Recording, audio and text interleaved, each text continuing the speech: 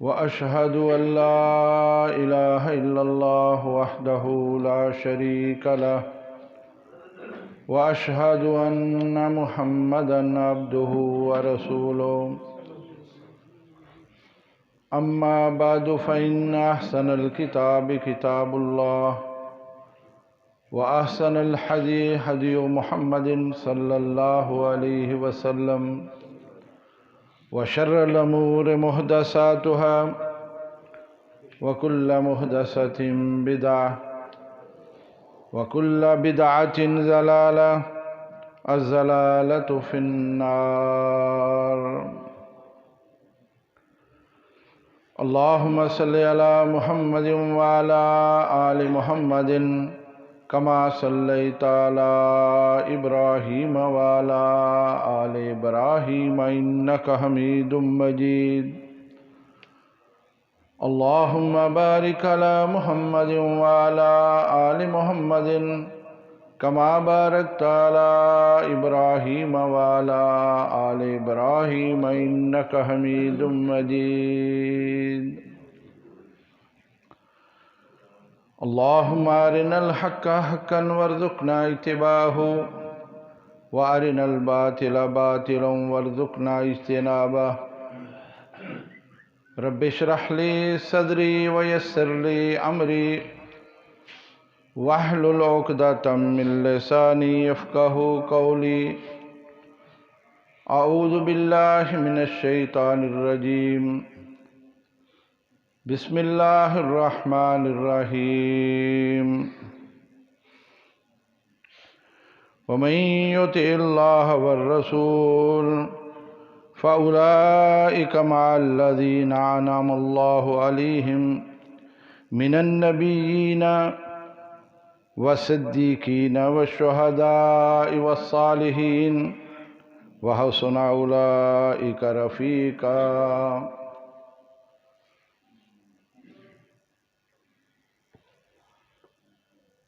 ہر قسم کی حمد و ثنا عظمت و کبریائی تعریف و توصیف کے لائق اللہ رب العالمین ہیں، جو اس کائنات کے خالق و مالک اور سب کے روزی رساں ہیں۔ لا تعداد درود و سلام سید الاولین والآخرین خاتم الانبیاء والمرسلین حضرت محمد رسول اللہ صلی اللہ علیہ وسلم کی ذات اقدس کے لیے، جو ہم سب کے لیے رحمت بن کے آئے اور اللہ کا پیغام ہم تک پہنچایا۔ اللہ کروڑوں رحمتیں اور برکتیں نازل فرمائے حضرات صحابہ، تابعین، تبع تابعین، محدثین، فقہاء اور علماء پر، جن کی کاوشوں سے، محنتوں سے یہ دین ہم تک پہنچا ہے۔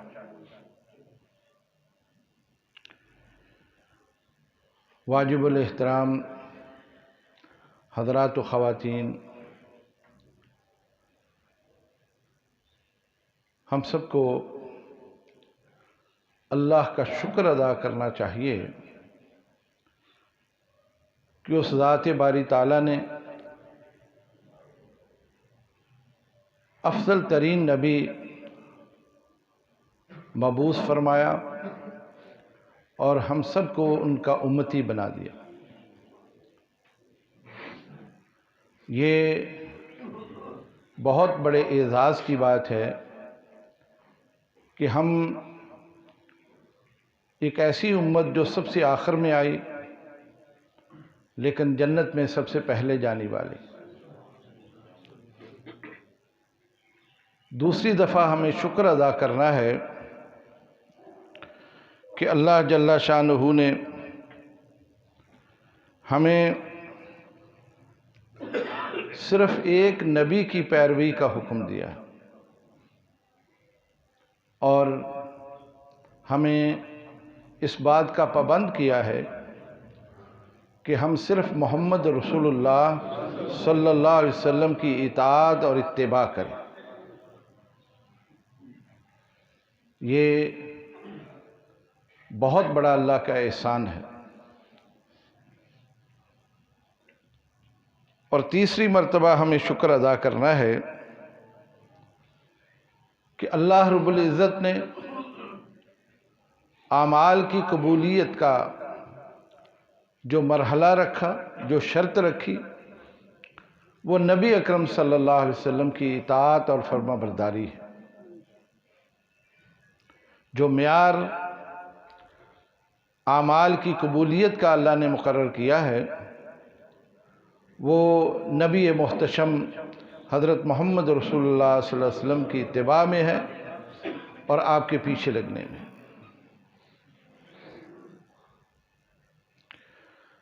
اور چوتھی مرتبہ ہمیں شکر ادا کرنا ہے اللہ جل شانہ کا کہ اس ذات باری تعالیٰ نے میرے اور آپ کی رشد و ہدایت کے لیے جو تعلیمات آسمان سے اتاری ہیں، ان تعلیمات کی تشریح کے لیے اور عملی نمونہ بنا کر دکھانے کے لیے نبی آخر الزماں صلی اللہ علیہ وسلم کو مبعوث فرمایا۔ محض تعلیمات نہیں دی، بلکہ عملی زندگی دکھانے کے لیے، بہترین اسوہ پیش کرنے کے لیے نبی اکرم صلی اللہ علیہ وسلم کو مبعوث فرمایا۔ ہم کس قدر خوش نصیب ہیں کہ اللہ رب العزت نے ایک تو ہمیں آخری امت بنایا اور افضل ترین امت بنایا، اور کس قدر خوش نصیب ہیں کہ ہمیں محمد رسول اللہ صلی اللہ علیہ وسلم جیسی پیغمبر وہ عطا فرمائے۔ اور پھر اس سے بڑا احسان کیا ہوگا کہ ہمیں صرف ایک نبی کی پیروی کا حکم دیا کہ اس کی پیروی کر لو، اس کے پیچھے لگو، تو یہی تمہاری نجات کے لیے کافی ہے۔ کچھ زیادہ لوگوں کے پیچھے نہیں لگایا۔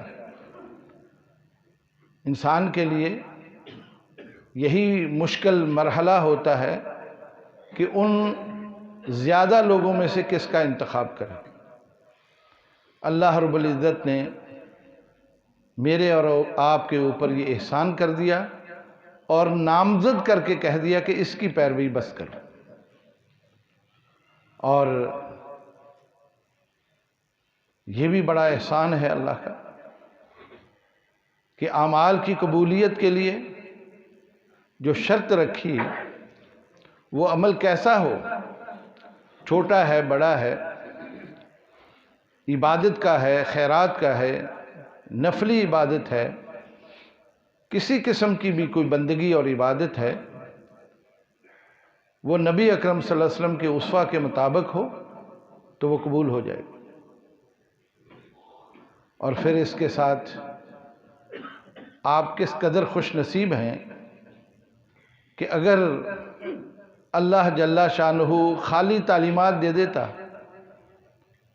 اور اللہ اس بات پر قادر تھا کہ خالی تعلیمات دے دیتا، پھر ہمیں حکم دیتا کہ اس کی پیروی کرو، تو میرے اور آپ کے لیے بہت مشکل ہوتا۔ ہم کس طرح وہ بندگی کرتے، کس طرح وہ عمل کرتے، کس طرح سے اپنے کام سر انجام دیتے۔ لیکن اللہ نے یہ احسان عظیم کیا کہ اس پورے تعلیم اور اس پورے نظام کے مطابق ایک شخصیت مبعوث کر دی، جنہوں نے اس دنیا کے سامنے عمل کر کے دکھا دیا کہ یہ کام اس انداز سے سر انجام دینا ہے، یہ کام اس طرح سے کرنا ہے۔ آپ کے علم میں ہے کہ نبی اکرم صلی اللہ علیہ وسلم نے جو زندگی گزاری، وہ اسی طرح کی زندگی ہے جیسے انسان اس دنیا میں آ کے اپنا وقت گزارتے۔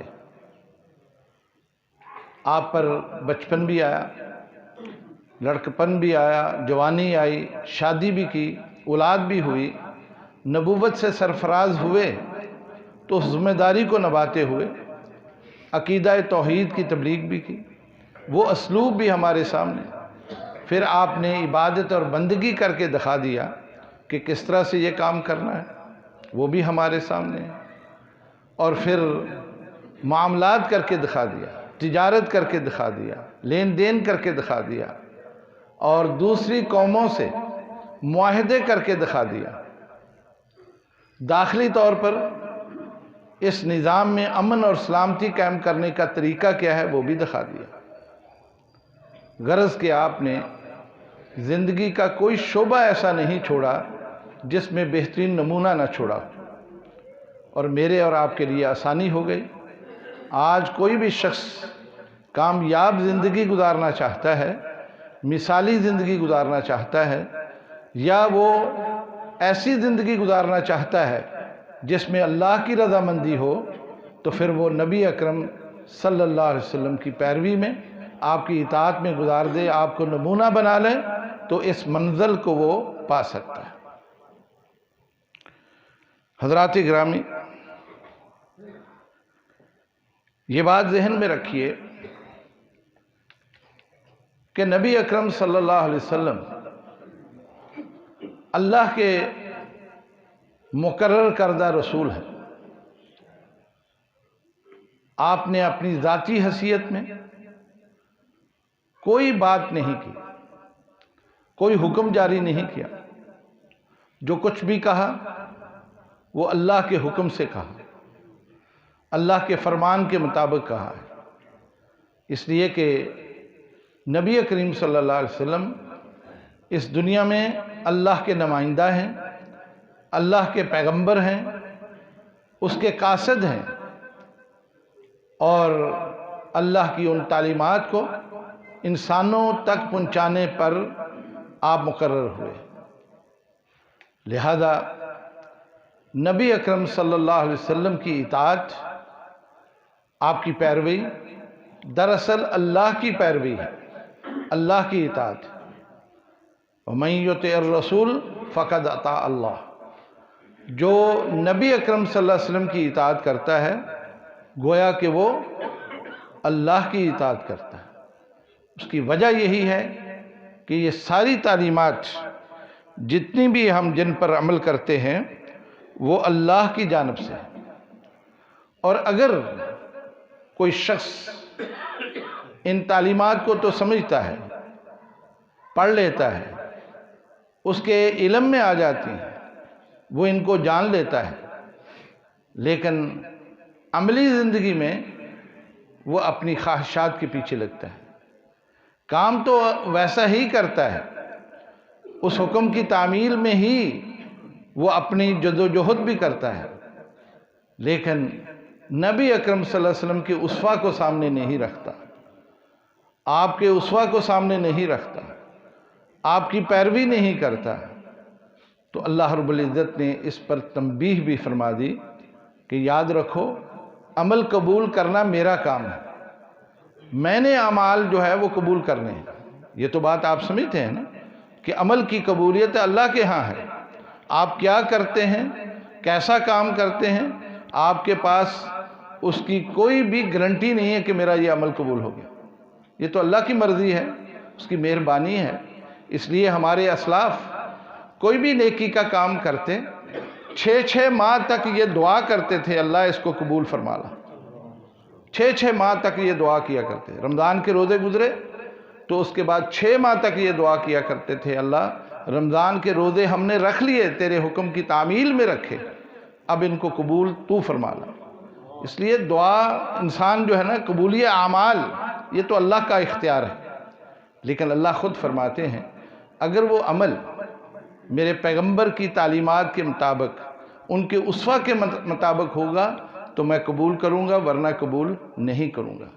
سورۃ محمد میں اللہ کے نبی اللہ رب العزت فرماتے ہیں یا ایھا الذین آمنوا اطیعوا اللہ واطیعوا الرسول ولا تبطلوا اعمالکم، اے ایمان والو اللہ کی، اللہ کے رسول کی اطاعت کرو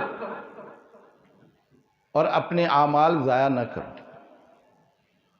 بھلے سے ہم ظاہراً کتنا بڑا عمل کرتے ہیں، لیکن اگر وہ عمل ہمارا اللہ اور اس کے رسول کی تعلیمات کے مطابق نہیں ہے تو اس کی کوئی حیثیت نہیں، اس کا کوئی مقام نہیں ہے۔ حضرت عبداللہ ابن مسعود رضی اللہ تعالیٰ عنہ نے نبی اکرم صلی اللہ علیہ وسلم کے وصال کے بعد، آپ کے اس دنیا سے تشریف لے جانے کے بعد ایک دن مسجد نبوی میں دیکھا۔ بعض نے لکھا ہے کہ یہ مسجد کوفہ میں تھی، وہاں آپ نے دیکھا کہ لوگوں نے ایک حلقہ بنایا ہوا ہے اور بیٹھ کر کچھ تسبیحات پڑھ رہے ہیں۔ انہوں نے جب یہ منظر دیکھا تو جا کے ان سے پوچھا، بھائی یہ کیا کر رہے ہو؟ انہوں نے کہا، ہم اللہ کا ذکر کر رہے ہیں۔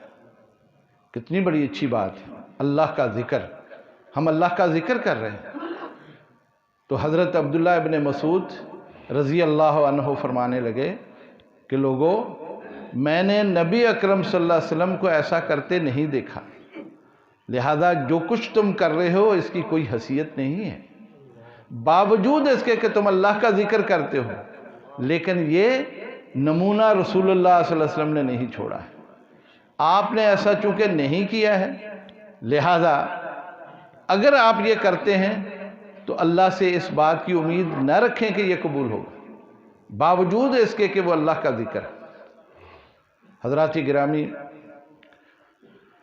اگر کوئی شخص یہ بات کرتا ہے کہ میں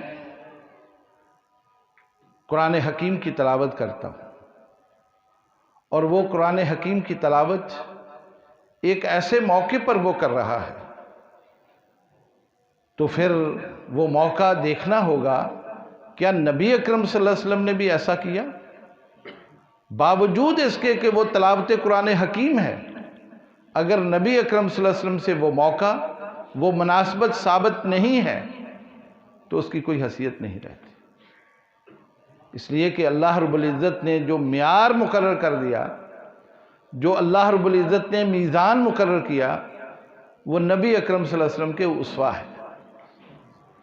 اس کو سامنے رکھ کر آپ کوئی کام کرتے ہیں، بھلے سے وہ تھوڑا ہی کیوں نہ ہو، وہ مختصر ہی کیوں نہ ہو، وہ اللہ کے ہاں بڑی حیثیت رکھتا ہے۔ لیکن اگر وہ کام آپ کی نظر میں تو بہت بڑا ہے، لیکن رسول اللہ صلی اللہ علیہ وسلم نے ایسا نہیں کیا ہے، تو پھر اللہ کے نزدیک بھی اس کی کوئی حیثیت نہیں۔ اس لیے اطاعت کرنا یہ ایک مسلمان کے لیے بہت ضروری ہے۔ جہاں وہ دینی تعلیمات سیکھتا ہے، علم حاصل کرتا ہے، وہاں یہ بھی سیکھنا اس کے لیے ضروری ہے کہ نبی اکرم صلی اللہ علیہ وسلم نے اس کام کو کس طرح سے انجام دیا۔ اس لیے کہ اللہ جل شانہ فرماتے ہیں، وَمَن يُطِعِ اللَّهَ وَرَسُولَهُ فَقَدْ فَازَ فَوْزًا عَظِيمًا۔ جو شخص اللہ اور اس کے رسول کی اطاعت کرتا ہے، یہ سب سے بڑی کامیابی ہے۔ سب سے بڑی کامیابی اس کی یہی کہ وہ اللہ اور اس کے رسول کے ہاتھ میں اپنا وہ سارا عمل جو ہے اس کی رسی پکڑاتا ہے اور اس کے مطابق وہ کرتا ہے۔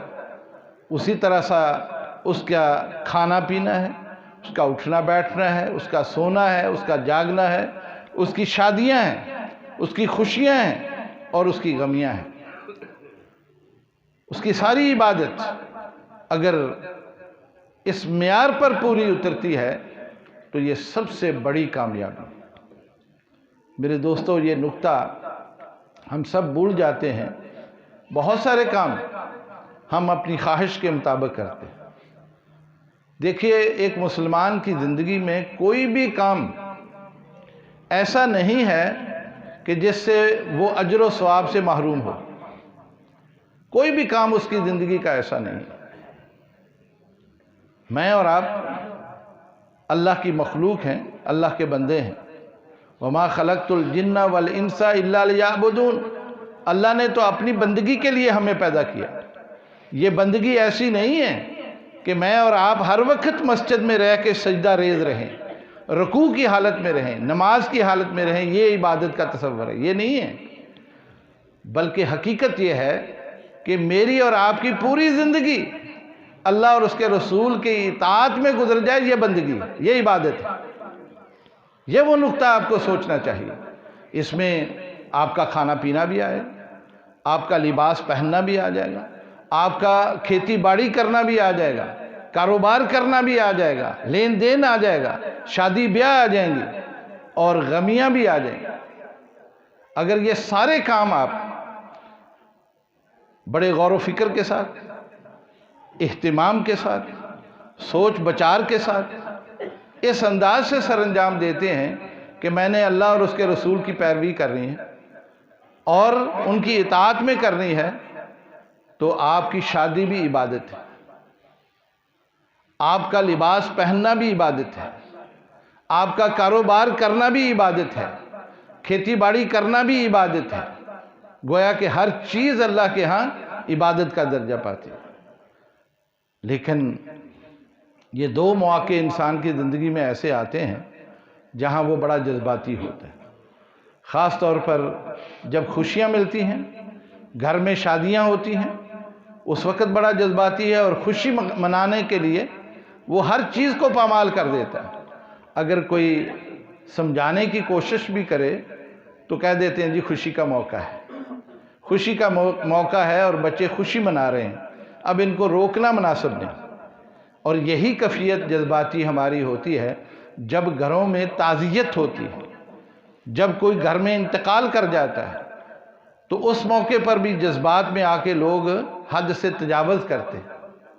اگر کوئی روکے تو آگے سے یہی جواب ملتا ہے کہ بھئی غم کا موقع ہے، دکھ کی گھڑی ہے، تو اس میں انسان اپنے جذبات سے باہر ہو جاتا ہے۔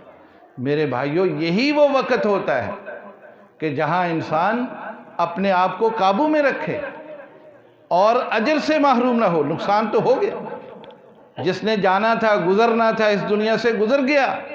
او بھائی، آپ تو اجر سے محروم نہ ہو جاؤ، آپ کیوں اجر سے محروم ہوتے ہیں؟ یہی وہ وقت ہوتا ہے جہاں انسان کو جذبات سے کام نہیں لینا چاہیے، عقل و دانش سے کام لینا چاہیے۔ اور یہ باتیں میں اس لیے عرض کرتا ہوں کہ نبی اکرم صلی اللہ علیہ وسلم نے اپنی زندگی میں بھی بہت سارے ایسے مواقع آئے کہ جہاں اس بات کا بڑا باریک بینی سے اہتمام کیا، بڑی گہرائی کے ساتھ اس کا اہتمام کیا۔ آپ دیکھیے، نبی اکرم صلی اللہ علیہ وسلم نے جب اذان ہوتی ہے نا تو ہمیں حکم دیا کہ جیسا مؤذن کہتا ہے ویسے کہو۔ وہ کہتا ہے اللہ اکبر، ہم بھی کہیں گے اللہ اکبر اللہ اکبر۔ اشہد اللہ الہ الا اللہ، ہم بھی کہیں گے اشہد اللہ الہ۔ اشہد ان محمد رسول اللہ، ہم بھی کہہ دیں گے اشہد ان محمد۔ لیکن اس موقع پر جب اشہد ان محمد رسول اللہ، آپ نے اس کے ساتھ یہ کہا رضیت باللہ ربا وبالاسلام دینا وبمحمد رسولا۔ ایک صحابی جس نے یہ کلمات سیکھے، ذرا غور کرنا، آپ کے پاس بیٹھ کر یہ کلمات سیکھ لیے کہ اذان کا جواب دیتے ہوئے جب یہ کہا جائے اشہد ان محمد رسول اللہ، تو اس وقت یہ کہنا ہے رضیت باللہ ربا وبالاسلام دینا ومحمد رسولا۔ اس نے یہ سیکھنے کے بعد رسول اللہ صلی اللہ علیہ وسلم سے کہا یا رسول اللہ، مجھ سے سن لیجئے، مجھ سے یہ سبق بھی سن لیجئے۔ تو آپ نے کہا سناؤ؟ تو اس نے کہا رضیت باللہ ربا وبالاسلام دینا ومحمد نبیا۔ آپ نے ڈانٹ دیا، آپ نے روک دیا، کہا نہیں نبیًا نہیں کہنا، رسولاً کہنا ہے۔ کیا کہنا ہے؟ رسولاً کہنا ہے۔ حالانکہ نبی اور رسول کا جو معنی عام طور پر، اجمالی طور پر اگر دیکھا جائے ایک ہی ہے۔ نبی اور رسول ہم بھی کہہ دیتے ہیں، نبی اکرم صلی اللہ علیہ وسلم، رسول اللہ صلی اللہ علیہ وسلم، اگرچہ اس کے معنی میں فرق ہے، اصطلاحاً فرق ہے، لیکن رسول اللہ صلی اللہ علیہ وسلم نے چونکہ جو الفاظ کہے، آپ نے اس کو اس کا پابند بنایا، کہا کہ نہیں، جو میں نے کہا ہے وہی کہو، جو الفاظ میں نے ادا کیے وہی ادا کر۔ اس حد تک رسول اللہ صلی اللہ علیہ وسلم نے تعلیمات دی، لیکن ہم اپنی مرضی کرتے ہیں دینی معاملات میں بھی اور دنیا۔ جیسا میں نے عرض کیا، ہماری یہ تفریق نہیں ہونی چاہیے، یہ دینی معاملات یہ دنیاوی میں ایک ہی ہے۔ بحیثیت ایک مسلمان کے ہمارا ہر کام ہی اللہ کے ہاں عبادت ہے، لیکن پھر بھی ہم اگر یہ سمجھتے ہیں کہ بہت سارے دینی معاملات میں ہم اپنی خواہشات کے پیچھے لگیں، اپنی مرضی کریں تو یہ بات کسی طرح بھی کسی بھی مرتبے میں جا کے درجے میں جا کے قابل قبول نہیں۔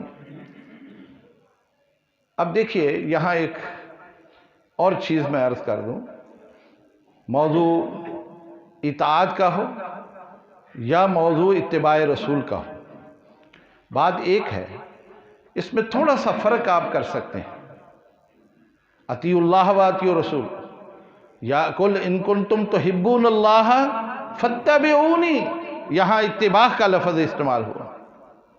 قل ان کنتم تحبون اللہ فاتبعونی، اگر تم اللہ سے محبت چاہتے ہو تو اس کا معیار کیا ہے؟ میری اتباع کرو۔ یہاں اتباع کا لفظ بولا گیا ہے، اطاعت کا لفظ نہیں بولا گیا۔ میں آپ کو یہ تھوڑا سا فرق بتانا چاہتا ہوں۔ اطاعت یہ ہوتی ہے کہ حکم کی تعمیل کر لی جائے، آپ کا حکم ہے مان لو، یہ اطاعت ہے۔ لیکن اتباع یہ ہوتی ہے کہ وہ اس طرح سے ہو جیسا آپ نے کیا، اس میں فرق نظر نہ آئے، حسن ادا ہو، بالکل اسی طرح سے جیسے قدم کے اوپر قدم رکھ کر کسی کے پیچھے چلا جائے، یہ اتباع ہے۔ آپ نے فرمایا نماز پڑھو، اقیموا الصلاۃ، نماز پڑھو، نماز قائم کرو۔ اب نماز تو سارے پڑھتے ہیں نا، ہم اس کی اطاعت کرتے ہیں، اس حکم کی اطاعت کرتے ہیں، ہم نماز پڑھتے ہیں، لیکن اتباع کیا ہے؟ صلو کما رأیتمونی اصلی، پھر نماز اس طرح کی پڑھو، اگر اتباع چاہتے ہو جیسے میں نے نماز پڑھی ویسے پڑھو، یہ اتباع ہے۔ اس فرق کو ذہن میں رکھیں۔ آپ اطاعت تو کرتے ہیں لیکن اتباع میں آ کے کوتاہی کرتے ہیں، اتباع میں آ کے ہم اپنی مرضی شروع کر لیتے ہیں۔ اسی وجہ سے نبی کریم صلی اللہ علیہ وسلم کے سامنے ایک شخص نے نماز پڑھی تو آپ نے اسے نماز سے فراغت کے بعد جب جانے لگا تو بلایا، ادھر آؤ، اور کہا کہ نماز پڑھو۔ اس نے پھر پڑھی، واقعہ آپ نے سنا، 3 دفعہ اس نے جب پڑھی تو اس نے کہا یا رسول اللہ میں تو پڑھتا ہوں جیسے مجھے سمجھ آتی، مجھے سمجھائیں۔ آپ نے فرمایا یہ نماز ایسے نہیں پڑھی جاتی، اس کے لیے قیام، اس کے لیے رکوع، اس کے لیے سجدہ، اور اس کے لیے بیٹھنا تحیات میں ایسا ہونا چاہیے اور پورا سکون آنا چاہیے۔ کھڑے ہو تو جسم کے پوری ہڈیاں جو ہیں وہ برابر کھڑی ہوں، رکوع میں جائیں تو وہ تمام ہڈیاں جو ہیں وہ رکوع میں محسوس ہو، سجدے میں جائیں تو اسی حالت میں وہ ہوں۔ تو آپ نے پوری بات سمجھا کے یہ بتا دیا کہ آپ اطاعت تو کرتے ہیں، نماز تو آپ پڑھ رہے ہیں، لیکن اتباع نہیں۔ اتباع کیا ہے؟ جیسے میں کہتا ہوں یا کر کے دکھاتا ہوں ویسے کرو۔ یہی وہ مرحلہ ہے جہاں آ کے ہم بہت غلطیاں کر جاتے ہیں۔ میرے بھائیوں، محنت بھی انسان کرے، مشقت بھی اٹھائے، سردیوں کی راتوں کو اٹھ کر ٹھنڈے پانی سے وضو بھی کرے، ٹھٹھرتی صبح اٹھ کر مسجد بھی آئے، لیکن جب واپس جائے اللہ نہ کرے خالی دامن ہو، اس کے اعمال میں کوئی چیز نہ لکھی ہو، تو اس سے بڑی محرومی کیا ہے؟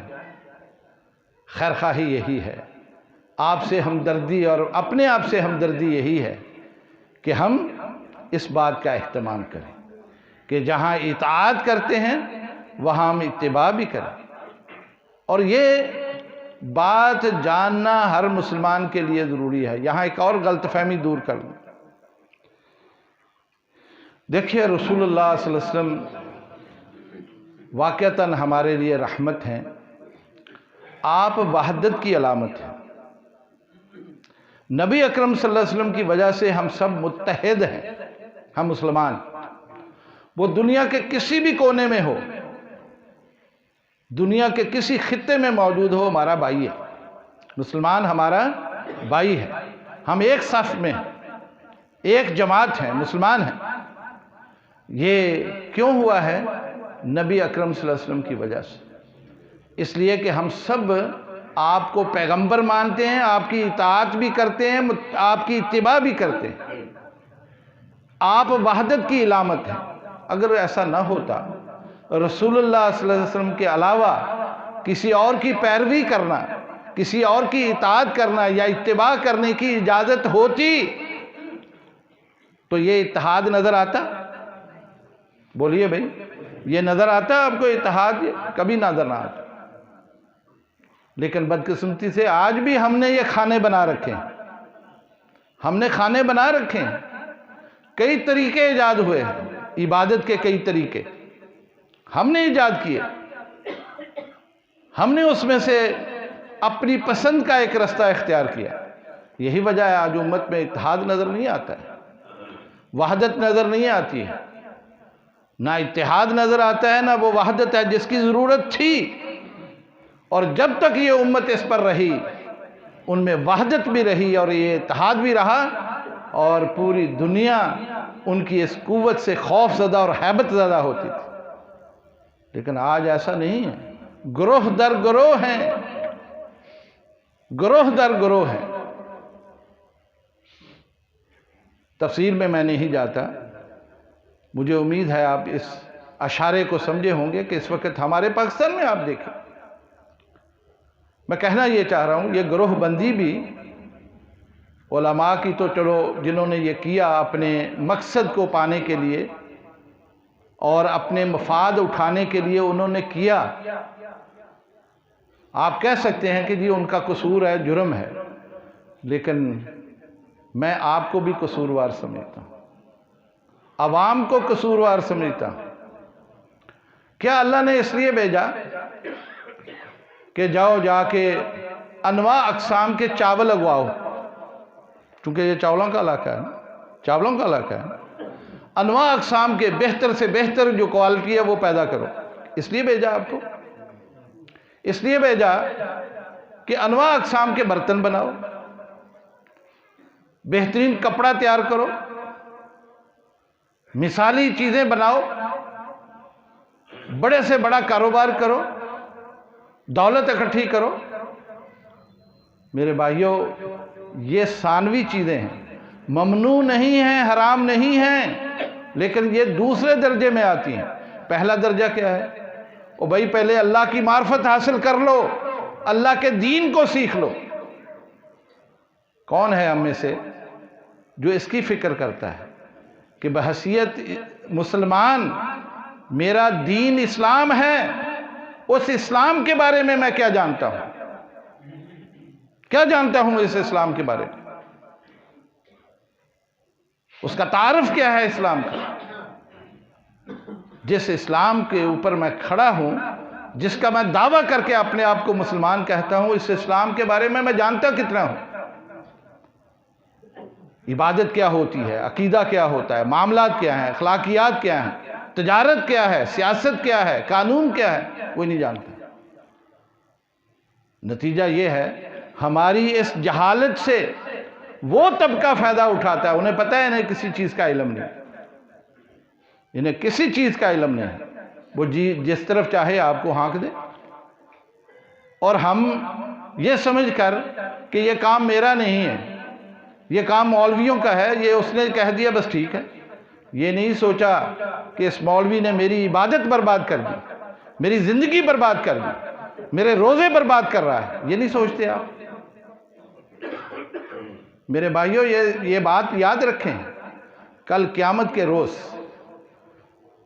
آپ سے جو پوچھا جانا ہے نا، وہ یہ بات پوچھی جانی ہے، یہ بات آپ سے پوچھی جائے گی۔ عقل دی تھی، دانش دی تھی، سمجھ عطا کی تھی، اور دنیا کا تو معیار آپ کو پتہ ہے، کپڑے کو ہاتھ لگا کے آپ بتاتے ہیں یہ کیا ہے، چاولوں کے دانے ہاتھ مٹھی پہ لے کے آپ بتاتے ہیں یہ کیا ہے، سونگ کر بتاتے ہیں یہ کیا ہے۔ اس حد تک تو آپ اصل اور جعلی کو آپ پہچانتے ہیں۔ یہ دین ہی اتنا مظلوم ہے کہ جس کے بارے میں آپ کو کوئی سمجھ نہیں۔ یہ کیسے لوگ ہیں آپ کہ دین ہی اتنا محروم ہو گیا، اتنا مظلوم ہو گیا کہ اس کے بارے میں نہیں معلوم؟ اس کو جاننے کی کس کی ذمہ داری؟ اگر ایسا ہوتا کہ ہر شخص کے ساتھ، ایک ایک شخص کے ساتھ ایک ایک بندہ لگا ہو، یہ اللہ کا دستور ہی نہیں ہے۔ اللہ تعالیٰ نے نبی کریم صلی اللہ علیہ وسلم کو یعنی آخری نبی بنا دیا. اور آپ جانتے ہیں کہ آپ کی امت میں کتنے لوگ ہیں؟ کم از کم آپ کہہ سکتے ہیں 1.5 ارب اس وقت مسلمان ہیں. پیغمبر کتنے ہیں؟ ایک پیغمبر. اس نے منادی کر دی، حق باطل بتا دیا، تعلیمات بتا دی. اب کیا خیال ہے؟ ہر شخص کے ساتھ ایک دربان ہونا چاہیے، ہر کے ساتھ ایک گارڈ ہونا چاہیے، ایک معلم ہونا چاہیے جو اس کو لے کر پھرے اور عبادتیں بھی کرائے اور اچھے کام کرائے. نہیں، یہ آپ کی مرضی ہے. بتا دیا گیا، علماء نے بتا دیا، آپ کی عقل دانش نے سیکھ لیا. فمن شاء فلیؤمن ومن شاء فلیکفر. جو چاہے مان لے، نہیں مانتا جو جائے. یہ آپ کی مرضی. لیکن یاد رکھیں، آپ بری نہیں ہو سکیں گے. آپ یہ نہیں کہہ سکیں گے ہمارے گاؤں کے مولوی نے ایسا کہا، میرے پیر نے ایسا کہا، میرے مرشد نے ایسا کہا. وہ تو اپنی جگہ پر ہے نا کہ اس سے بھی پوچھا جائے. وہ اللہ کی مرضی ہے، وہ پوچھے گا. لیکن آپ سے بھی پوچھے گا کہ اس وقت تیری عقل دانش کدھر گئی کہ دنیا کے معاملے میں تو کسی کو بولنے نہیں دیتا تھا، اور دین کے معاملے میں تیرا یہ معیار تھا. میرے بھائیوں، یہی وہ حقیقت ہے جو ہم سب کو سمجھنی چاہیے اور اس کی پیروی کرنی چاہیے اور اس طرف آنا چاہیے، اس دین کو سیکھنا چاہیے. مسلمانوں، زیادہ نہ کرو، قرآن حکیم کا خالی ترجمہ ہی سیکھ لو. کوئی شخص آپ کو گمراہ نہیں کر سکے، کوئی شخص آپ کو گمراہ نہیں کر سکے. میرے ایک دوست فیصل آباد میں، یہ آج سے کوئی 8-10 سال پہلے کی بات ہے، میرے پاس آئے اور یہ میری ان سے پہلی ملاقات ہے. اس سے پہلے میں نہ جانتا تھا نہ وہ مجھے جانتا. کسی کے ساتھ وہ جامعہ سلفیہ میں تشریف لائے. باتوں باتوں میں یہ بات نکلی اور دین کی تعلیمات، علم کے بارے میں بھی بات آئی. تو جاتے ہوئے میں نے اسے قرآن حکیم کا ایک مترجم نسخہ دے دیا. رمضان کا مہینہ آیا، اس نے بالاستیاب پڑھا، خود ہی پڑھا، اس کو ترجمہ بھی پڑھا، قرآن کا متن بھی پڑھا، تلاوت بھی کی. رمضان کے بعد آ گیا، کہنے لگا کہ میں رمضان میں مسلمان ہو گیا. حالانکہ مسلمان تھا وہ. میں نے کہا کیا ہوا؟ وہ ڈوگر برادری سے تعلق رہا. میں نے ڈوگر صاحب کیا ہو گیا؟ اس نے کہا اس قرآن حکیم نے میری آنکھیں کھول دی. ہم آج تک یہ سنتے تھے کہ فلاں جو پیر ہے اور فلاں مرشد ہے، اس نے فلاں گاؤں میں نماز پڑھائی، جب اس نے کہا السلام علیکم ورحمۃ اللہ تو ادھر والے سارے لوگ مسلمان ہو گئے، اور جب اس نے کہا السلام علیکم ورحمۃ اللہ بائیں جانب تو ادھر والے بھی ہو گئے. کہتا یہ ہم بچپن سے سنتے رہے، اپنی مسجد میں کئی دفعہ میں نے یہ واقعہ سنا تو میں حیران ہوتا تھا اتنی پاور ہے، اتنی روحانی قوت ہے ان بندوں میں. لیکن جب میں نے قرآن حکیم پڑھا تو مجھے ثابت ہوا یہ جھوٹے ہیں. جب پیغمبر یہ کام نہیں کر سکے، وہ ایک فرد کو دعوت دیتے ہیں، مارے کھائی ہیں، کیا ان کے پاس یہ قوت نہیں تھی السلام علیکم ورحمۃ اللہ کہتے اور سارا حجاز ہی مسلمان ہو جاتا؟ بات یہ ہے، سننے میں اور خود جاننے میں فرق ہے. آپ سن کر جیتے ہیں، سن کر اس پر عمل کر لیتے ہیں، آنکھیں بند کرتے ہیں، آپ کو پتہ ہی نہیں چلتا کہ کس رستے پہ لگا ہے. جانا تو گجرانوالا تھا تو انہوں نے شیخو پورہ بھیج دیا، جانا تو آپ کو اسلام آباد تھا، انہوں نے لاہور بھیج دیا. میرے بھائیوں، آنکھیں کھولو، دماغ کی کھڑکیاں کھولو، خود اس کو پڑھو. کس نے روکا ہے آپ کو؟ کس نے روکا ہے؟ کیا یہ ممنوع چیزیں ہیں؟ کیا کسی نے آپ کو منع کیا ہے کہ نہ پڑھو؟ وَلَقَدْ يَسَّرْنَا الذِّكْرَ یسرنا قرآن للذکر فہل من مدکر، قرآن حکیم کو اللہ تعالیٰ نے انتہائی آسان بنایا، ہر شخص اس کا مفہوم اور معنی سمجھ سکتا ہے۔ کس نے روکا ہے آپ؟ یہ اجارہ داری یہ وہ لوگ کر سکتے ہیں جو سمجھتے ہیں کہ میری اجارہ داری رہے۔ دین پر کسی کی اجارہ داری نہیں ہے میرے بھائیوں، کوئی اس کا مالک نہیں ہے، یہ جاگیر نہیں ہے کسی کی، اللہ نے دے دیا، اللہ کے نبی نے بیان کر دیا، اور یہ اللہ کے نبی کی وراثت ہے، جو چاہے جتنا چاہے لے لے، کسی نے آپ کو نہیں روکا۔ اس لیے اس طرف رجوع کیجئے، اللہ اور اس کے رسول کی اطاعت اور اتباع میں وقت گزاریے، کوئی کام اس سے باہر نہ کیجئے، کوئی کام کرنے سے پہلے 1000 بار سوچ لیجئے، تاکہ وہ کام آپ کا اللہ کے ہاں قبول ہو اور عبادت کا درجہ پا جائے۔ آپ صبح فجر کی نماز پڑھ کے بھلے ذمہ دار ہیں ذمہ دارہ کریں، دکان پر بیٹھیں دکانداری کریں، اور ظہر کی نماز میں باجماعت نماز ادا کریں، اس کے درمیان جو وقت آپ نے گزارا، جو کام کیا، یہ سب اللہ کے ہاں عبادت لکھا جائے گا، یہ سب عبادت لکھا جائے گا، بشرطے کہ آپ وہ کام سارے اس تعلیم کے مطابق اللہ اور اس کے رسول کی اطاعت میں کرتے چلے جائیں۔ اب اگر کوئی شخص منشیات فروش ہے، جعلی ادویات بیچتا ہے، 2 نمبر کی چیزیں بیچتا ہے، غذاؤں میں ملاوٹ کر کے بیچتا ہے، تو اسے خود ہی سوچ لینا چاہیے کہ اس کی یہ کارگزاری عبادت نہیں بن سکتی، اس لیے کہ یہ اللہ اور اس کے رسول کی تعلیمات کے مطابق نہیں ہے۔ آپ انسانیت کی دشمنی کر رہے ہیں، لہذا یہ عبادت تو نہیں بن سکتی۔ ہاں، اگر وہ چیزیں خالص بیچ رہا ہے، خیر خواہی سے بیچ رہا ہے، لوگوں کی بھلائی کے نقطہ نظر سے بیچ رہا ہے، تو آپ دیکھ لیجئے کہ ظہر اور فجر کے درمیان کتنا وقت، اگر یہ 6 گھنٹے بھی ہیں، 7 گھنٹے بھی ہیں، 7 گھنٹے کی عبادت ہے۔ اس لیے اپنی زندگی کو اللہ اور اس کے رسول کی اطاعت میں گزاریے اور اتباع کا درجہ پائیے، حسن ادا سیکھیے، کمال درجے کی بندگی کو پائیے۔ صحابہ ان کے یہ عزائم میں بات شامل ہوتی تھی کہ وہ کوئی بھی کام کسی بڑے کو کر کے دکھاتے اور کہتے کہ بتانا کیا میں نے یہ رسول اللہ صلی اللہ علیہ وسلم کے مطابق کیا ہے؟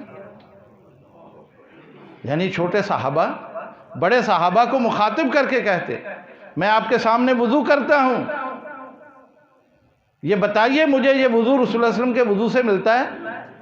میں 2 رکعتیں پڑھتا ہوں، مجھے بتائیے یہ 2 رکعتیں جو میں نے پڑھی ہیں وہ ویسے ہی پڑھی ہیں جیسے رسول اللہ صلی اللہ علیہ وسلم نے پڑھی تھی؟ یہ صحابہ کرتے تھے۔ کیوں کرتے تھے؟ وہ سمجھتے تھے کہ ہم وقت بھی لگائیں، محنت بھی کریں اور پھر اجر سے محروم ہو جائیں، تو یہ تو عقل مندی نہیں ہے۔ عقل مندی، دانش مندی یہی ہے کہ ہم محنت بھی کریں، وہ رائے گاہ نہ جائے، ہماری وہ محنت رائے گاہ نہ جائے، اس کا کچھ نہ کچھ بدلہ ہمیں مل جائے۔ لیکن آج میں بھی اور آپ بھی یہ شوق نہیں رکھتے، ہم یہ شوق نہیں رکھتے اور اپنی مرضی کرتے ہیں اور جیسے اچھا لگتا ہے ویسے کرتے ہیں۔ میرے بھائیوں، دین یہ خالی عقل کے ساتھ پرکھنے کی بات نہیں ہے۔ دیکھیے کتنا بڑا اس میں نکتہ ہے کہ اللہ نے اس دین کو عقل پر نہیں چھوڑا۔ اگر عقل پر چھوڑا ہوتا نا تو میں اور آپ عقل میں برابر نہیں ہیں، ہم عقل میں برابر نہیں ہیں۔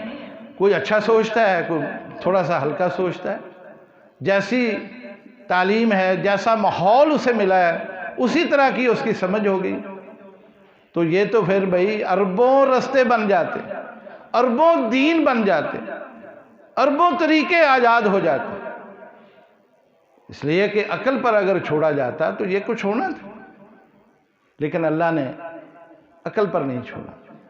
یہی وجہ ہے کہ حضرت علی رضی اللہ تعالیٰ عنہ فرماتے ہیں کہ اگر دین عقل پر ہوتا تو ہم جو موزوں کے اوپر مسح کرتے ہیں یہ نیچے ہونا چاہیے تھا۔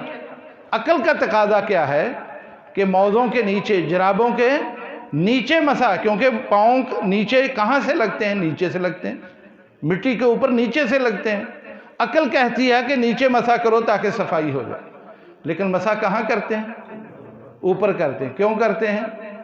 اس لیے کہ اللہ کے نبی کا حکم ہے، اللہ کے نبی کا حکم ہے، اس لیے ہم اوپر کرتے ہیں۔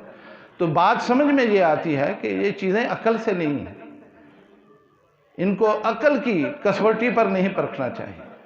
بس یہ کافی ہے ہمارے لیے کہ یہ اللہ کا حکم ہے، اللہ کے نبی کا حکم ہے، یہی ہمارے لیے کافی ہے۔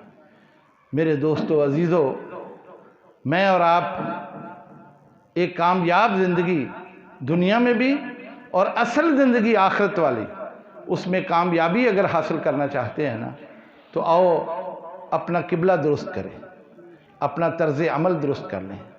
ہم اس طرف توجہ دیں، اس لیے کہ نبی اکرم صلی اللہ علیہ وسلم فرمایا تھا کل امتی یدخلون الجنت الا من ابا، قیل من ابا یا رسول اللہ؟ قال من عطانی دخل الجنہ ومن عصانی فقد ابا۔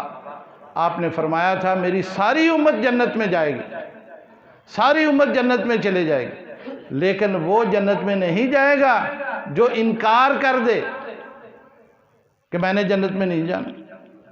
تو صحابہ نے پوچھا یا رسول اللہ وہ کون ہے جو انکار کرے گا؟ جنت میں جانے سے انکار کرنے والا کون ہوگا؟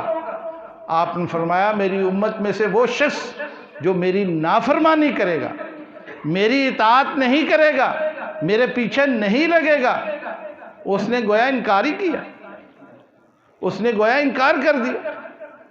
اس لیے اصل کامیابی تو جنت میں ہے، جنت پانا ہے، آخرت کی کامیابی۔ اس لیے آپ کی اطاعت میں وہ جو مرتبہ ملنے والا ہے، وہ کامیابی ملنی ہے آپ کی اطاعت کے ساتھ۔ اور ہم عہد کرتے ہیں، سارے مل کے دعا بھی کرتے ہیں اور عہد بھی کرتے ہیں۔ اللہ ہمیں اس بات کی توفیق عطا فرما کہ ہمارے دلوں میں اللہ اور اس کے رسول کی محبت پیدا ہو، اور کوئی عمل ہمارا رسول اللہ کی اطاعت کے بغیر نہ ہو، خواہ اس کا تعلق میرے دین سے ہو، میری دنیا سے ہو۔ تو انشاءاللہ کامیابی آپ کے قدم چومے گی، آپ کو رفعت عطا فرما دے گی، آپ کو بلندی عطا فرما دے گی۔ اللہ تعالیٰ مجھے اور آپ کو عمل کی توفیق بخشے۔ اقول قولی ھذا استغفر اللہ لی ولکم۔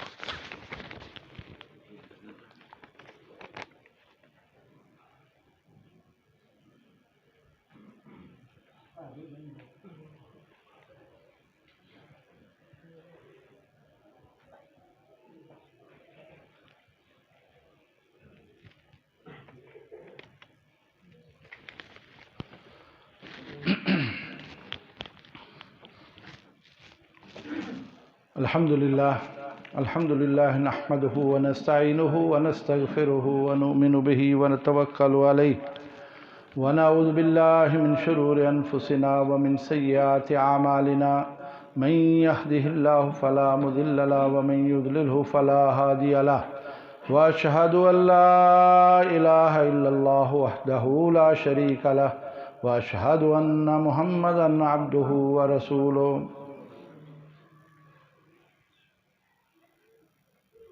حضرات گرامی، میرے لیے آج کا یہ خطبہ جمعہ زندگی کا بہت ہی اہم جمعہ ہے۔ میں ایک ایسی مسجد میں موجود ہوں جس مسجد کے بانی میاں غلام رسول رحمہم اللہ، جو اپنے وقت کے بہت بڑے امام گزرے، اپنے وقت کے ولی گزرے، عالم دین گزرے، عالم بعمل گزرے۔ سچی بات ہے، اس مسجد کی ہیبت ہے، اور اس مسجد میں آ کے انسان روحانی طور پر بہت مضبوط ہوتا ہے۔ اللہ تعالیٰ ان بزرگوں کو کروٹ کروٹ جنت دے، جن کی زندگی کے بارے میں ہم نے پڑھا اور سنا کہ وہ گفتگو کم کرتے تھے، عملی زندگی دکھاتے تھے، اور یہ طریقہ رسول اللہ صلی اللہ علیہ وسلم کا طریقہ ہے۔ دیکھیے آپ صلی اللہ علیہ وسلم کی پوری زندگی، آپ بیٹھتے مسجد میں، صحابہ بتاتے ہیں کہ آپ گفتگو نہیں کرتے تھے، خاموش بیٹھے رہتے، اور ہم بھی آ کے بیٹھ جاتے، حتیٰ کہ یہ ماحول بن جاتا کہ ہمارے سروں پر آ کے پرندے بیٹھ جاتے، اس قدر سکون سکوت ہوتا۔ آپ زیادہ بات نہیں کرتے تھے، حسب ضرورت، حتیٰ کہ آپ کے اگر خطبے جمع کریں بہت تھوڑے ہیں، خطبہ جمعہ بھی آپ کا بڑا مختصر۔ اصل انسان کے اندر تبدیلی عمل سے آتی ہے۔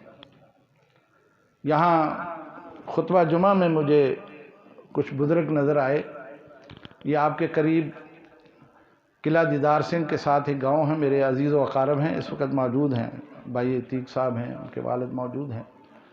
میں ان کے گاؤں گیا، ظہر کی نماز میں نے پڑھی، تو ظہر کی نماز میں حیران ہوا، مسجد بھری ہوئی، اور چونکہ ہم مہمان تھے لہذا لوگوں نے احتراماً ہمیں جگہ دے دی۔ نماز کے بعد میں نے پوچھا کہ یہاں آج کوئی تقریب ہے، کوئی جلسہ ہے، کوئی درس ہے؟ انہوں نے کہا نہیں جی نہیں، ہمارے یہاں روز یہ معمول ہوتا ہے، ہر نماز میں اسی طرح ہوتا ہے۔ سبحان اللہ، اتنے لوگ نمازی ہیں؟ انہوں نے کہا جی فجر کی نماز میں تو حالت یہ ہے کہ جس نے تہجد آ کے پڑھی اسے جگہ ملتی ہے، ورنہ چھت پہ جانا ہوتا۔ میں نے کہا یار یہ تو بڑا عجیب۔ انہوں نے پھر ذکر کیا، مجھے بتایا، موجود ہیں یہاں، شہادت دیں گے آپ کو، کہ یہاں میاں غلام رسول صاحب تشریف لے آیا کرتے تھے، وہ یہاں آ کے قیام کرتے، وعظ نہیں کرتے تھے، تقریریں نہیں کرتے تھے، مسجد میں قیام ہوتا، لوگوں نے دیکھ کر ان کی تاثیر ہی اتنی تھی کہ آج تک وہ تاثیر وہاں موجود ہے، آج بھی وہاں ان کے اثرات موجود ہیں۔ اس مسجد میں کھڑا ہوں جس مسجد کے بانی میاں صاحب خود تھے۔ اس کے لیے میں بہت ہی زیادہ شکر گزار ہوں اپنے بزرگوار جناب محترم حمید اللہ سدید صاحب کا، مولانا عطاء السلام کا، اور ان کے رفقاء کا، جو جامعہ سلفیہ تشریف لے گئے چند دن پہلے، اور انہوں نے یہ دعوت مجھے دی۔ سچی بات ہے، نہ میں خطیب ہوں نہ مدرس ہوں، میں طلبہ کا وہاں خادم ہوں جامعہ سلفیہ میں، ان کے مجبور کرنے پر میں یہاں آیا، اور میں جانتا ہوں کہ اس مسجد میں آنے کے بعد میری کیا کیفیت ہے، اس کی ہیبت۔ میں وہ باتیں نہیں کر سکتا تھا جو اللہ نے منہ سے نکال دی۔ تو اللہ رب العزت ان ہمارے بزرگوں کی اس کاوشوں کو قبول فرمائے۔ میں تہ دل سے ان حضرات کا شکر گزار ہوں، اور ان کی صحت کے لیے، لمبی عمر کے لیے میں دعا گو بھی ہوں۔ باقی دیکھیے اس گاؤں والے جتنے بھی حضرات موجود ہیں، آپ بڑے خوش نصیب لوگ ہیں۔ آپ اس مسجد میں آتے ہیں تو اس مسجد دیکھیں، جیسے کہیں بھی نیک صالح لوگوں نے وقت گزارا ہو اس کی تاثیر ہوتی ہے، یہ بات ذہن میں رکھیں، نیکوکاروں کا اثر ہوتا ہے، اور یہ شرعاً اور اسلامی تعلیمات کے منافی بات نہیں ہے۔ نبی اکرم صلی اللہ علیہ وسلم بحیثیت پیغمبر، آپ کا تو خیر مقام مرتبہ بہت بلند ہے، لوگ رسول اللہ علیہ وسلم کو اپنے گھروں میں لے جاتے تھے کہ اس جگہ پر نماز پڑھ دیں تاکہ ہم بھی یہاں نماز پڑھیں۔ ہمیں تو یہ سہولت میسر نہیں نا کہ ہم رسول اللہ علیہ وسلم کو یہاں لے آئیں کہ یہ آپ نماز پڑھائیں، لیکن رسول اللہ علیہ وسلم کے امتیوں میں سے اگر کوئی صالح آدمی ایسا میسر ہے اور ایسا پاک باز آدمی ہے، اگر اس نے نماز پڑھی ہے تو وہ برکت ضرور ملے۔ اس لیے خوش نصیب ہیں کہ آپ یہاں 5 وقت کی نماز پڑھتے ہیں۔ اللہ آپ کی عبادتیں قبول فرمائے، اور میاں صاحب جنہوں نے یہاں وقت گزارا، تعلیمات دی ہیں، ان کے اثرات ہیں، اللہ ان کو باقی رکھے۔ اس کے ساتھ ساتھ کچھ احباب نے دعاؤں کی درخواست کی ہے، اور کسی صاحب نے یہ چٹ بھیجی ہے کہ نام نہیں لینا ہے، لیکن اپنے والد کے کہنے پر مسجد کی انہوں نے مبلغ 10,000 روپے کے ساتھ خدمت کی ہے۔ اللہ قبول فرمائے۔ ہم سب کے لیے دعا کریں گے۔ اللہم صلی علی محمد وعلی آل محمد کما صلیت علی ابراہیم وعلی آل ابراہیم انک حمید مجید۔